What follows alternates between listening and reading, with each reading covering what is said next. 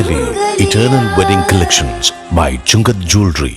ഇതെല്ലാം എന്റെ കല്യാണത്തിന് വാങ്ങിയതാ. വാവ്, ഇതെവിടുന്നാ? MV Chacko golden diamonds Angamaly. ദേശീയപാതയിലെ സ്ഥിരം അപകട മേഖലയായ അങ്കമാലി ടെൽക്ക് വളവിൽ വീണ്ടും ദാരുണമായ വാഹനാപകടം. റോഡരികിൽ നിർത്തിയിട്ടിരുന്ന ലോറിക്ക് പിന്നിൽ ബൈക്കിടിച്ച് തൃശൂർ ആറാട്ടുപുഴ സ്വദേശി CR ശരത്ത് മരിച്ചു. ദേശീയപാതയിലെ സ്ഥിരം അപകട മേഖലയായ അങ്കമാലി ടെൽക്ക് വളവിൽ വീണ്ടും ദാരുണമായ വാഹനാപകടം. റോഡരികിൽ നിർത്തിയിട്ടിരുന്ന ലോറിക്ക് പിന്നിൽ ബൈക്ക് ഇടിച്ച് തൃശൂർ സ്വദേശിയായ യുവാവ് മരിച്ചു.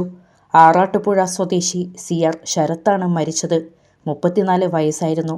തിങ്കളാഴ്ച രാത്രി 11:30 അപകടം സംഭവിച്ചത്.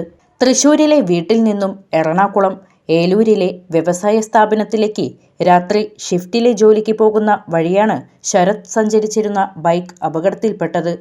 ടെൽക്ക് വളവിലെത്തിയപ്പോൾ ബൈക്കിന്റെ നിയന്ത്രണം നഷ്ടമാവുകയും റോഡരികിൽ പാർക്ക് ചെയ്തിരുന്ന ലോറിയുടെ പിൻഭാഗത്തേക്ക് ശക്തമായി ഇടിച്ച് കയറുകയുമായിരുന്നു.